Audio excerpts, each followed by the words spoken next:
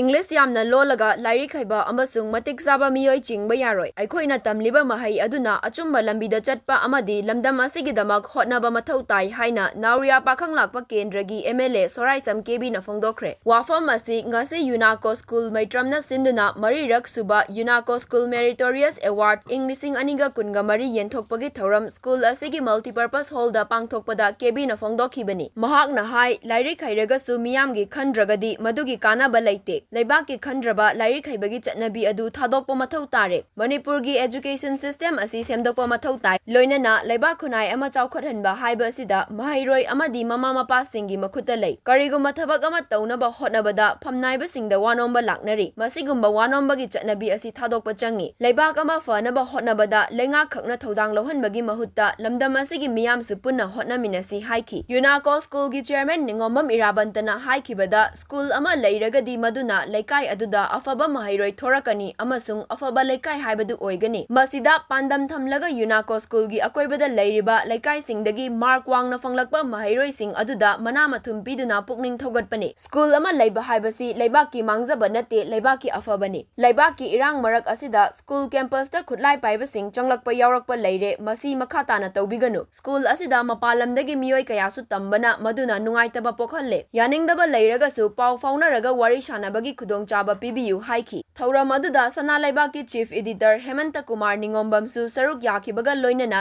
UNACO School maitramgi akoibada leiriba laikai singdagi handa class 10 amadi class 12 ta 75% gi mathakta fanglakiba mahairoi chamaga tarukta mana mathum piki akoigi education ama sauphathanba haibasi akoigi parents sing yamna darkar oi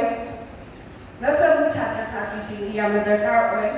ngasi anamba school tamna iba class 10 tambadagi hokre school afabada koi admission tawbase sumubase yam samkhadar abani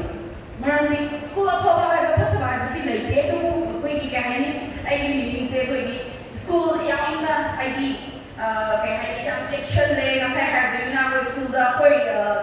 silhande haibada mingchandaba mingchalakti adumai tawdana akoigi leiba school singse anambana isasing mahai tamhanba matamda akoi class 10 gi tamhangaduri ba school se kadaida taduni ke khalaga isasing anamba tamhalakpagi yamna adumba gi phibamda achauba ma uba yamna chawo phangne haitare akoi su praja ma gumbane chamane adumaina thoroga isasing akoi su hori bani tamni bani ado adumaina uba mayam ma lei kadaida taduni center se khalaga isa lai tamhanba mayam yawe aduga magi issue yeba aduga kaidorani hai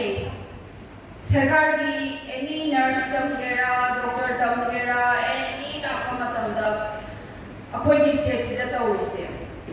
akoi da aidi ahambane ba aidi election mai palu se ahambane rajniti gi thongda ai ya thodo he thongna yam na khangba oide aidi thamoi nunda aidi praja gi kushiga aidi leiba leita laira mayam gi chakha thoramda ai namjaba khara da oisu ka thoke haidana maina jongorpuni leibak ya phaba nupi oi bisina akoina achauba khara da oisu thokam yaraga leibak se khitan